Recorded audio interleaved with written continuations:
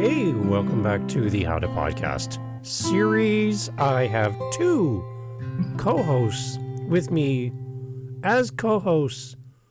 This is odd. Two co-hosts with me as co-hosts on the How to Podcast series, talking about all things co-hosting.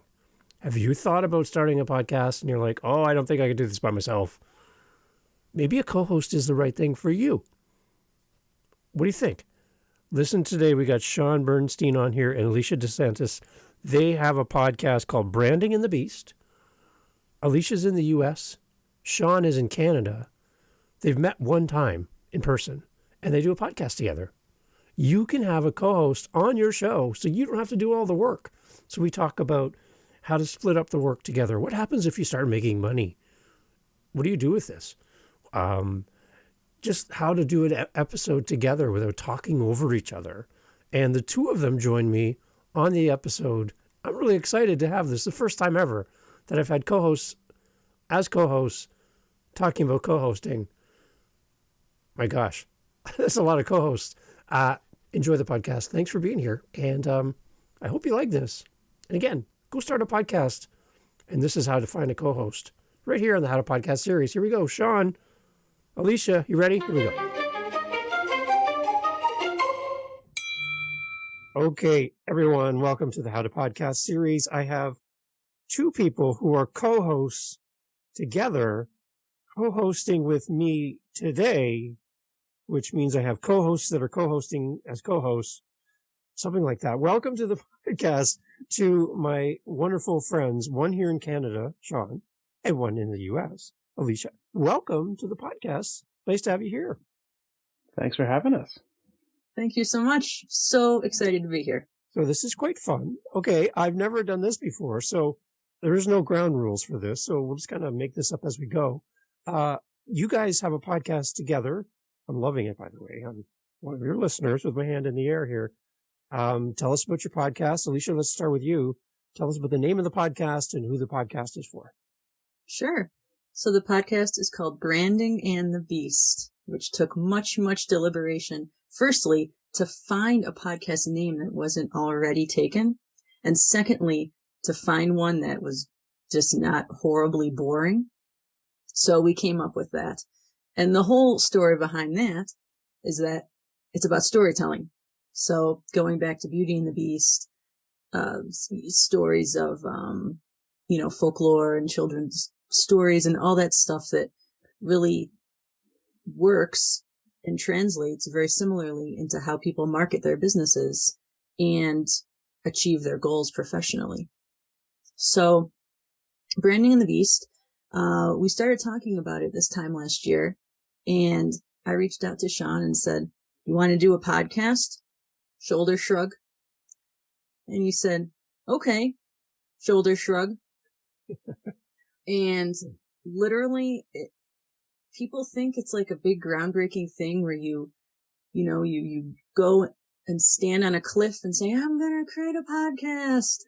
But it's really not. It's very organic. And if you have an idea and there's someone you really get along well with, it just kind of happens naturally. Okay. So Shaun, how did the two of you meet then? So she's far too modest, and I'm going to correct a couple things just because she's too modest herself to set the record straight. So we met initially through something called Lunch Club, which is a online networking service for professionals, and we kind of hit it off in our first conversation, became friendly, and I've actually done some work with her as a client of hers, and now we work together on some other projects as well. But we've become good buddies over the last year and a half or so. In terms of first of all, the podcast name was all her. I just said yes. It was a brilliant idea. Completely credit goes to Alicia. But in terms of the podcast idea, I'd always wanted to do one and just kind of hadn't put it together. My background is radio. I love this stuff. I trained in radio. I've got a journalism degree. I've worked at CBC on the production end of things. Radio to me is just the best storytelling. But I didn't know how to do it on my own, funny enough. I didn't know what I would say. I just kind of wasn't sure what shape it would take. And so when Alicia kind of, opened that door for me, I said, okay, you know what, this is the perfect opportunity to do this. And, she made a great point, is that you just kind of have to, as I'm sure, Dave, you all know from your experience, just kind of have to start. You can prep till you're blue in the face, but if you don't just hit record and give it a shot, your first episode will not be perfect. It might be a hot mess, and that's okay. You just have to go and get started. Okay, so a question for the two of you. Would either of you have started a podcast by yourself on your own? I wouldn't have, no. Because I guess I didn't feel confident enough in my abilities as someone who really has no experience in theater or radio or really anything of that nature. To be honest, I had never even listened to a podcast when I started my podcast. There you go. So Shaun was really the impetus to be like the more technical application. This is how we're actually going to do this. This is how we're going to get it on Google Podcasts, on Spotify. I never, ever would have taken the time to do that. That's shocking. I'm a podcast fan. I've been a podcast fan for a while. I'm not devoted, obsessed kind of thing, but I do listen to a number of them, and there's a few that I really like. My wife gets a lot of credit for all this because she was going to start one. I think initially even pre-pandemic was her first idea, and we bought this trusted little podcast microphone that I'm using probably about 2 years before she actually started her podcast. The pandemic hit, her industry really changed, and she held off for a long time, and then finally just said, "Okay, I'm starting this," and it's done really well. She's into her second season. She's got a great following, so that was a real motivator to say, "Okay, you know what? This is doable. Here's how you do it. Here's some things you have to figure out. Here's some ways that can work. It's all doable." Okay, Shaun, Exactly. we can't let this pass, Shaun. What is the name of your wife's podcast? Let's promote that as well while we're talking, please. So my wife is a very talented corporate event planner. Her podcast is called Beyond the BEO. Beyond the BEO, the letters BEO. It's an event term. And she basically talks to event planners about sort of trends within the industry. And it's a little niche if you're not, in the event world, but if you are, it's got a great following. Awesome. I have an amazing guest for your wife if she's ever interested. I just talked to somebody in the States that does this, and they do large scale events, small scale events. And the person I talked to is a sweetheart, and she would love to speak with your wife. So keep that in mind. Yeah, I'd love. Okay. We'll make that connection after. I'd love to. Okay. Awesome. Okay. So that's what I love about podcasting right there. We just demonstrated this together. Podcasting is all about building community, making connections, helping each other. And one thing I really love about the podcast world for podcasters is this general sense that rising tide lifts all boats. This comment we hear quite often is that in podcasting world, even when you might be working alongside, quote, your competition in a content space, you can still help each other and help each other grow and build resources and share each other's content and give each other support. And that's what I love about this space, where in some other mediums, it's kind of cutthroat and we're all looking for ourselves and we see people as competition and threat. Here I see us working together to kind of help the whole industry and help each other grow. Are you guys feeling that as podcasters as well? For me, yeah, that's one of the absolute favorite things about doing this is that I learn something new every single time we host an episode. And I learned something about myself, and I learned something about, my craft and the people around me. And it's almost like therapy in a way. I mean, I know that sounds crazy, but just it helps me identify who I am as a professional. And people have just been so supportive. I mean, it's been shocking that the other day, my father, he just retired. I think he was looking for something to do. Retired mechanical engineer. He's got 12 patents. I listened to your podcast the other day. So thanks, Dad. Well, what'd you think? It was good. And I'm just wondering, why do people even go on this thing? Are they just doing you a favor? I'm like, thanks, Dad. Like, okay. But just the concept of like, maybe they are doing me a favor. I don't know. But it's fun and yeah, I mean, they get to talk. I get to talk. We all learn. And we've heard so many wonderful things like, yeah, I was really interested in that one piece where where your guest talked about A, B, and C. I never thought of it that way. And you're absolutely right, Dave. It's all about the community building and kind of that, like, I got my podcast, like, it's that like, there's the joke that if I'm a white male, I have a podcast, but if I'm a white female, I can have a podcast too. Please, yes. Yes. You're right. First of all, thanks, Mr. D. Always glad to have a listener, so thank you. Glad to have him on board. In the meantime, there's a saying that I use in my own business because my business is storytelling. I say that people have to know you, like you, and trust you in order to do business with you.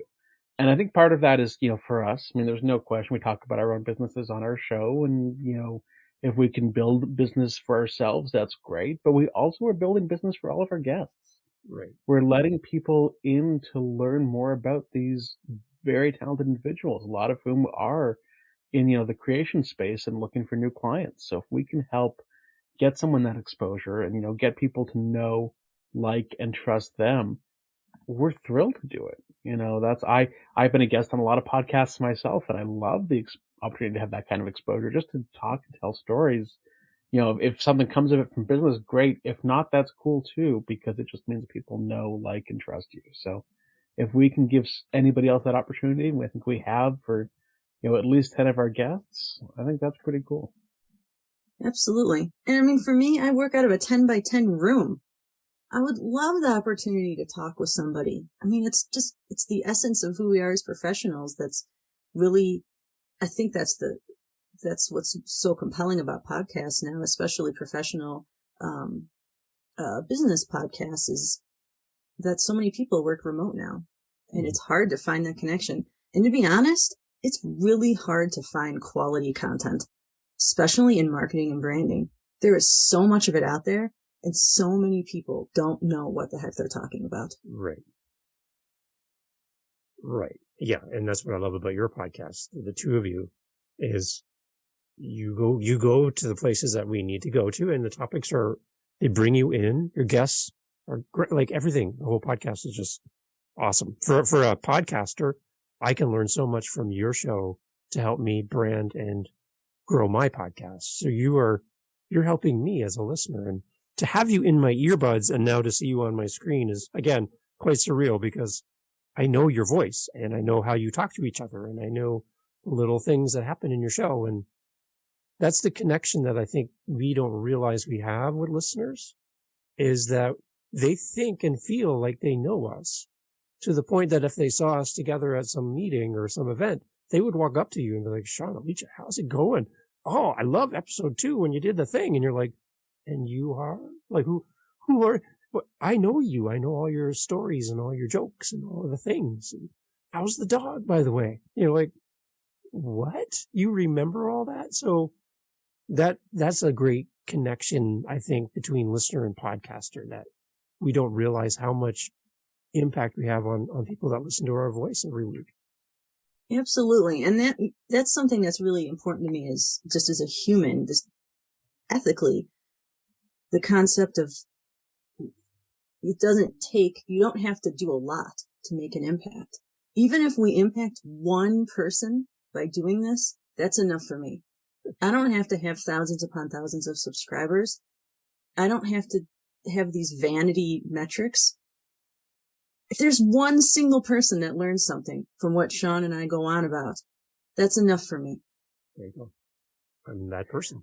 So it's a joke, but it is cool. It is, I'm hearing more people sort of unsolicited say they listen and they're watching. I think the coolest thing for me has been that I can, and we've discussed this kind of between ourselves off mic, is that we can both tell that we're starting to hit our stride. Our first episode was probably a hot mess. Wonderful guest who didn't even realize she was on video, and then we were recording the video. It was early days. We just kind of, had to go for it and do it. And I hope it, didn't come out too badly. But it took me hours and hours and hours to edit until I kind of learned how the editing tool worked, and then realized I was doing things the wrong way. Like, just, you learn so much in the beginning. And now, especially with our last couple episodes, we decided to, to stop at a 10 episode season and move on to season 2. But our last few really hit heavy and got some great feedback and some, great metrics. It's like, okay, people are getting on board. They like who we're having. They seem to like us. Like, okay, that's pretty cool. Not gonna lie. Love it. Okay, so the one thing I'd like to hone in on for our time together is I've never had co-hosts. Again, here I go again. I've never had co-hosts on as co-hosts. I'm having a hard time with this. You guys together, what I'd like to kind of get is your thoughts on building a podcast with a co-host to benefit the listener that's here with us as well. There's one other person here in the room with us today, and they're listening to us. They're thinking about starting a co-hosted show, and they have no sweet clue on how to do this. They have a connection. They have somebody that they really feel connected with and bonded with, and they can have a great conversation with. But they're looking for just the practicalities of hosting a co-hosted show remotely the way the two of you are. And let's kind of talk about that, a little bit of the behind the scenes so that we can encourage somebody listening on the practicalities of setting this up and what makes a good co-hosted podcast from your perspective. So who would like to start? I'll jump in to start on this one, and then I'll give it to Alicia. Yourself a lot more to say. One of the cool things is that before, meeting coincidentally through the internet, we didn't know each other, which I think gives us a real advantage. We come from, similar. We work in similar spaces, but we come from different worlds, different cities, different backgrounds, different orbits, different connections to people. So one of the initial things that we kind of started to try was that each episode we alternate as to who brings the guest, and it's a guest the other person doesn't know. Wow. And we're still kind of stuck with that. They might have a little bit of introduction prior, but we don't know the other person. So it's someone that usually one of us knows well and the other person doesn't know at all. And it makes for a much more interesting conversation. It also means that our podcast reaches different worlds. That I am being heard by people in Denver and in Cleveland, and Alicia's getting heard by all these random Canadians that she never might have expected. So it does really let us grow our orbit in that. I'd love to have Alicia talk about the workload because there is a heavy lift. There's a lot of work that has to get done. I joke with her all the time that she does a lot more of the legwork than I do, and I think that that's accurate. She is someone who goes at 110% on everything, and, bless her for it. I don't think it would be the podcast that it is without her effort. But, finding the balance of who's doing the work, who's putting the work in, who's thinking about the little things, the big things, what are the plans to grow? There's a lot of kind of logistics that have to happen, and none of it's insurmountable. It's just things you have to think about if you want to do it well, especially with somebody who's not in the same place at the same time. Absolutely.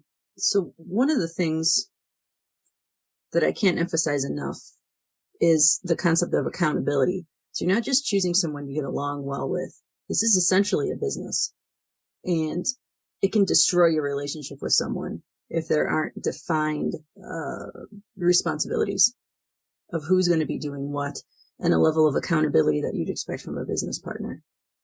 So you can't just go into it like, this is my good friend and we're going to do this. It could, be a disaster. You got to have someone, let's say, for example, totally different industry. You are a novice beer brewer. And I'm referencing this because I have a coworker who has an incredible podcast on beer brewing, and he's hugely famous in this area.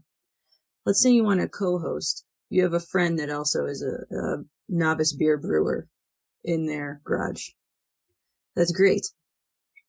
But you have to have those defined parameters of who's doing this part of the marketing, who's scheduling this, and really stick to a specific plan. And so there's expectations of what you need to do and the time you need to find to make this happen, to not let your co-host down. It's like a track relay race. You're only as strong as the weakest person. And at the same time, you don't want to let yourself down or them down. You got to show up. And it kind of, to me, it's accountability that if I was doing this on my own, maybe, I don't feel like it. But knowing that I have someone who's counting on me to really show up and do my research and market this thing to the very best I can, just for the sake of doing anything. Anything worth doing is worth doing badly. It helps that we have two relatively different skill sets. Mine is in visual and video, and Shaun's is in audio. So we've really, it made sense that I managed all the video and visual components of it, and he managed all the audio.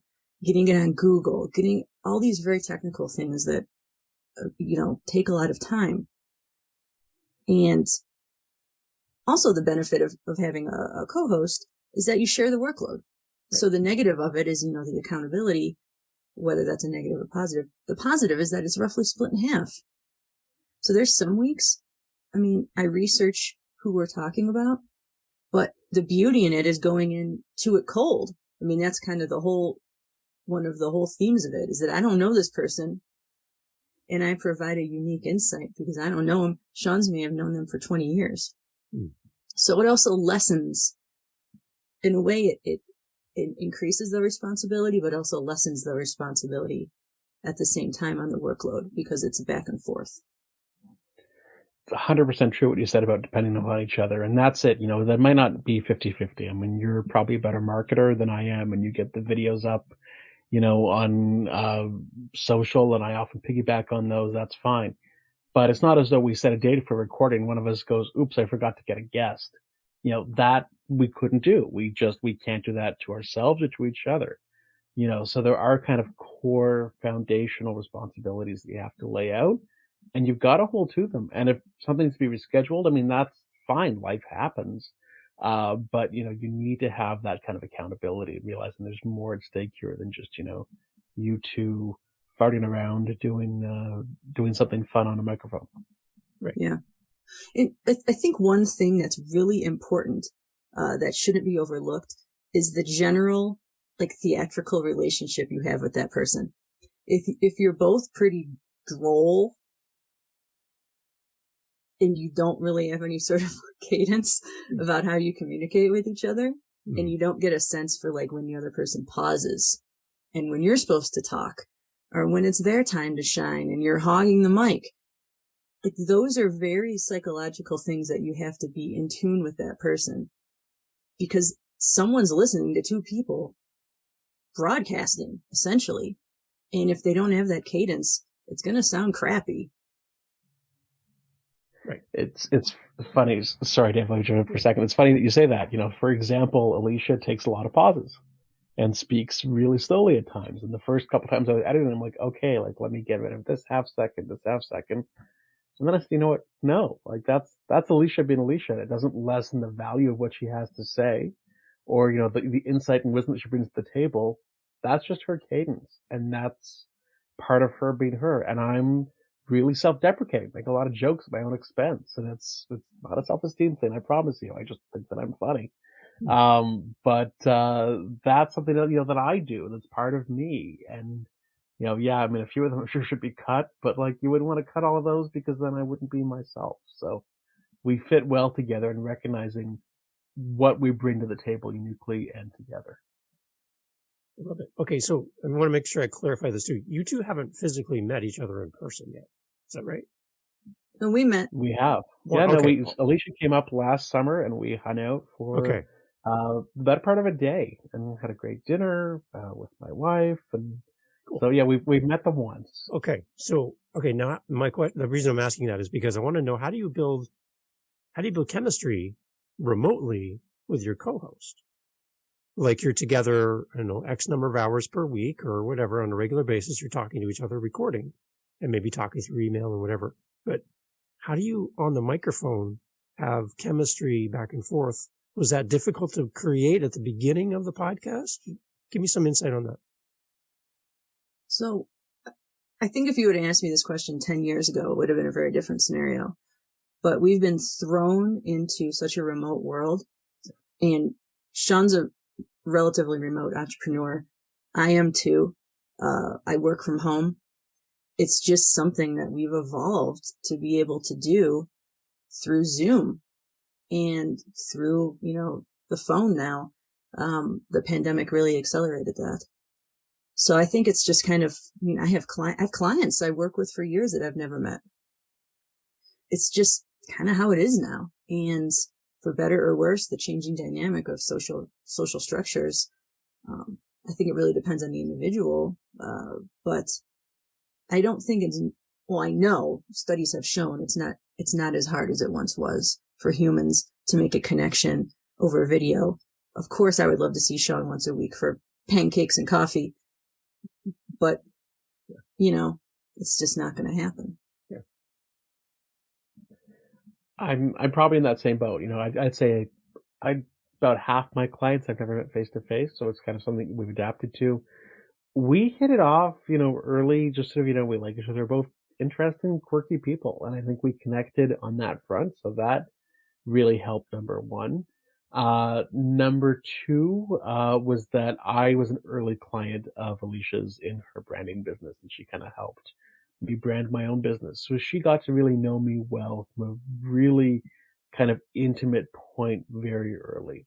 She knew who I was, how I worked, what was good about what I did, what wasn't, where my strengths and weaknesses were, etc. That was all really helpful. I think that kind of, helped us bond further.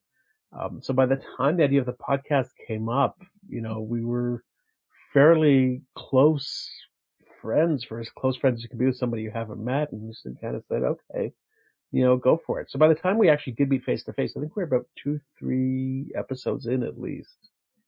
We talked about maybe doing one together in person, but it never didn't pan out. The timing didn't work, and that's okay. Maybe someday. Yeah. But and that, Shaun, to your point, the vast minority of people would have that experience where they're podcast co-hosts because the one person did a brand strategy immersive workshop with them. So I think the chemistry extends beyond the face to face as we enter this new realm of social interaction. To be honest, Shaun and I really don't have that much in common. I mean, if I'm sitting here thinking about it, we just get along and laugh about stuff, and we enjoy entrepreneurship. We enjoy helping people. We enjoy trying to make the world a better place and overcome the horrors of what's happening in many first world countries, and just helping people become better as business owners. But it's not like we sit around and talk about our favorite TV show, or that I went for a 7-mile run the other day and Shaun was telling me his mile times and he was telling me about his favorite TV show, and we don't really talk about that stuff. Yeah. It's just a general friend relationship that I think sometimes people have too much fear that they have to know someone really, really well or have tons of things in common with someone. And that's not even really the case. Right. I mean, if you find that chemistry with someone, I would say just go after it and don't overanalyze it. What I like too is the fact that you guys are in different countries as well. Like I listened to the episode where Shaun, you were talking about, our grocery chain up here in Canada and some of the branding nightmares that they've been going through recently in the news. And for an American listener, they'd be like, who, what? I have no idea what's happening up in Canada. And then Alicia jumps on and starts talking about stuff in the U.S. and all the Canadian listeners with Shaun are like, what's going on there? So you're getting two different, like a global perspective on topics. Like I've been on podcasts and people ask me my opinion on some kind of U.S. hot button issue. And I'm like, I'm from Canada. I have no idea. I really don't know what you're talking about. And they looked at me like, how do you not know? And I'm like, well, I live in a different country. So there's some things I hear that I'm sure that a lot of American listeners would have no clue what's happening. And the fact that the two of you can bring two different countries into the podcast as well. And Shaun, the way you explained and compared our Canadian grocery chain to like Trader Joe's, and you're like, so it's like this. And so all the American listeners are like, oh, okay, I'm following. So that was just a cool balance that the two of you could have a conversation about branding that crossed over this border and brought people in. It hooked me. I'm like, I was there for the entire thing going, I want to know more. And I love this. Thanks, so Dave. It's really good. I love that you guys have that. And that's the unique things that you're bringing to this podcast that bring people in and solidify them as an audience member. It's like, your perspectives are different. You're different people, and you happen to have a podcast together. And it's so cool to me as a listener. It does help a lot. It's funny because we are different people. We're the same age, and we have things and interests in common. And her husband's name is Shaun. That helps too. So I had a win there. But yeah, we like our social lives, I'm sure, look very different. And she's really into health and fitness and all kinds of other stuff that like are just not in my wheelhouse, and vice versa. And it just makes us, it makes us cool friends, but it makes us really more dynamic as a hosting duo, that we kind of bring this different perspective. And yeah, you're right. I'm very cognizant of that, Dave, that, yeah, I'm, giving Canadian examples or things from my own life or my own family, even sometimes, that are not remotely applicable to the American half of our listeners. But yeah, I try to sort of ground those, and, Alicia does as well, and use examples that, either you might have heard of, or if you haven't, you should, and here's why this is important. So I like to make it as in reach as I can for as many people as I can. Absolutely. And I think if you're thinking about starting a podcast and you know someone that you think would be a really good fit, I would recommend starting out your first podcast with a co-host, because it really helps. It helps you find who you are. You learn about your own personality, and you learn about what you enjoy doing and your cadence with other people. And especially for me, I would have never done a podcast without Shaun, because I suffer from what almost every woman suffers from, is imposter syndrome. I'm sitting here. Do I have the authority and the skill to talk to someone and tell someone what I think about something? That is deeply challenging for a professional female of any age, millennials especially, just because of our background and how we were raised with so much uncertainty once we entered a professional career. So having someone that kind of validates that, yes, I do have this knowledge and I do have a voice in this space. It's something deeply psychological as a female to not just have a male co-host, but any co-host, I think, helps bring that validation and gives me the confidence to go after something like this. And I would think it would really give anyone the confidence, as a good friend would. If you're nervous to have a co-host with you in the room when the guest comes on, it makes you feel a lot better. Love it.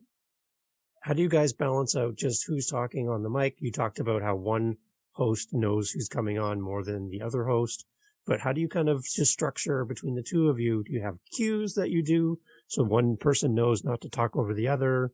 Do you have like some kind of structure to your podcast that you use, kind of a theme or something? Or how do you structure it so that you know to give a balanced podcast so everyone kind of gets a chance to speak, similar to what we're doing right now? Shaun? So let's see who answers the question first.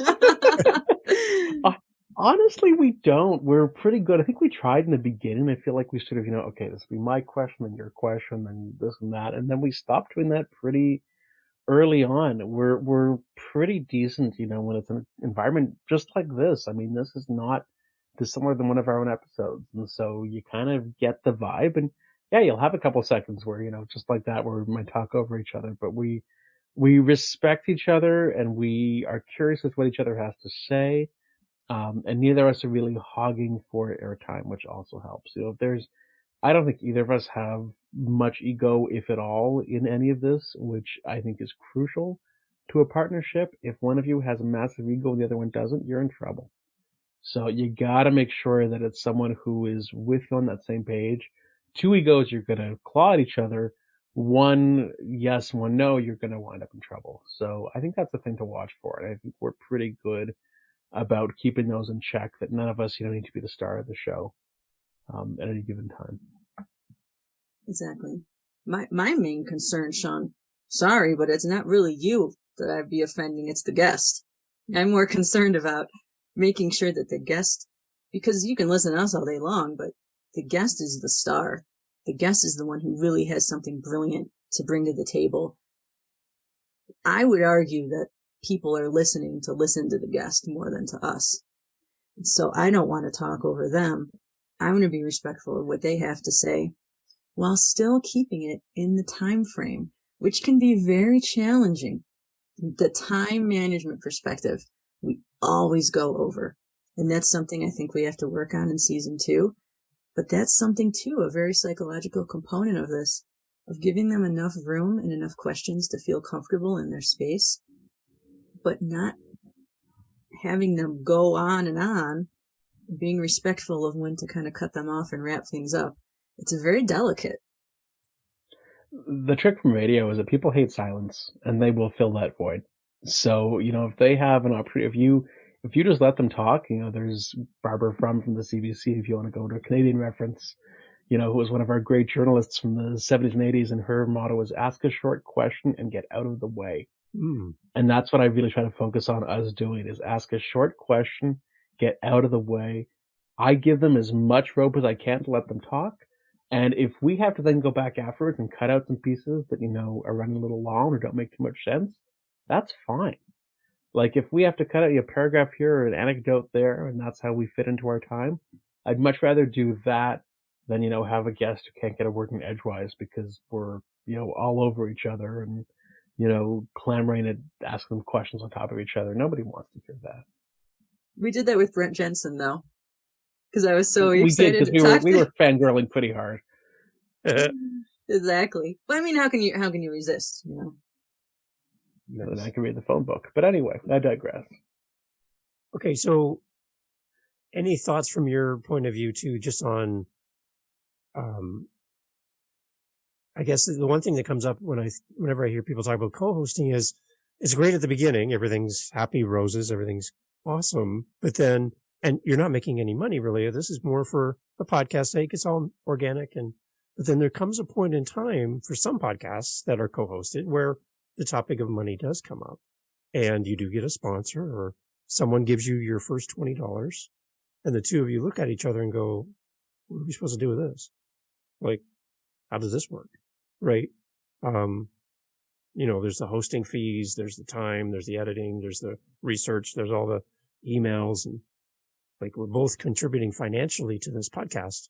And now there's money in our lap and we don't know like who gets the money. Like how does this work?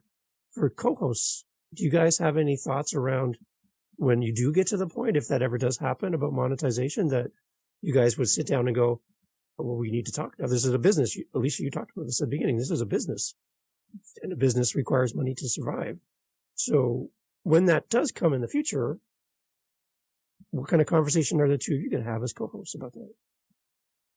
We've started having those chats, and I'll tell you, actually, that's one of the things that makes the border complicated, is that we're on two sides of the border, and that is a bit of a pain in the butt. I'll be perfectly honest. Different banking systems. It's not easy to move money from the U.S. to Canada and back. It's a little tricky. So we've given it some thought. From a spend wise, yep, there's spend. You can do a lot of this for free. That's fine. But if you want to do it well, Alicia's spending on the video technology. I am spending on some of the audio editing software.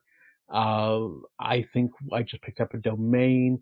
We try to make it fairly balanced, that none of us is, going too far out of pocket versus the other. But it's just kind of, labor of love, cost of doing business right now. Yeah. And we've had some conversations, Alicia fill in, but we had some conversations about, sort of, okay, putting together some sort of a sponsorship program. Or just even, I think we signed up for Buy Me a Coffee kind of thing, and ways that we can both access funds in our own currencies, figuring out how to do that. Because it's not even so much the 50-50 split, because I think we're both down for that. It's the border and the banks that make things a bit of a headache. Interesting. Yeah. I just, to me, I feel like if you're going to go into it as a co-host relationship, it should just be split 50-50 for the most part. I mean, once you start trying to splice who did 5% of this and who did 3% of that, then the relationship's going to start to disintegrate. I mean, it just goes back to the accountability component that I think too, going into it with some set goals. I mean, we didn't go into this to make money. We went into it as a passion project. And if someone's really going into this to make a specific dollar amount to supplement ABC, then that's something that needs to be determined before any podcast initiative is started. So it's very crystal clear, again, who's doing what, and financially who's going to be responsible for what. Love it. Love it. So, guys, what have we not touched on from a co-host perspective that you're like, I think we'd be remiss to not mention this in the episode. I don't want to close this off too early if you had something else that you wanted to address as co-host. A big one for me, and this is something I'm still learning, and I'm sure I'll learn every day, is making the guest feel comfortable. And you can't overestimate how important that is. It's utmost important. That's going to be what makes or breaks the entire episode, is the comfort level of that guest. And it's so fascinating to me because so many of the guests, when they start, they're doing a great job and they're respectful and they're speaking about it. But then usually around like the 20-minute mark, they start smiling. They start laughing. It's a whole nother emotion that opens up where they realize, oh, this isn't so bad. And that's really, I think, when the best parts come out. Like that last third of it. When you're laughing, you're joking around, you're having a great time, it's entertainment. And anything you can do to make them feel comfortable, the earlier on, the better. Because a lot of people, we're podcasters. We talk to people all day long. This is what we do for our jobs. But they may have never, ever done anything like this before. They may hate the way their voice sounds. They may hate seeing themselves on video. Whatever variety of things. So I think that's paramount. And that's something I'm going to continue to work on in season 2. I think the interesting challenge we're going to head for, and we've talked about season 2 and what that looks like, and we're still trying to sort of iron that out. But I think we're going to hit the point where we grow and we're going to have guests that we don't know in person. We've been really lucky in that one of us has known the guest so far. So we can fill each other in on, okay, here's what they're like, here's their temperament. We've had some really great, friendly, easygoing, like my 5 guests of the 10 have been some of my closest friends. I think, for Alicia, they've been people, who she really likes and respects. And each has been wonderful to the other, so we've lucked out. But as we start approaching people who we don't have a prior connection with, who we say, hey, can you do this? And here's why.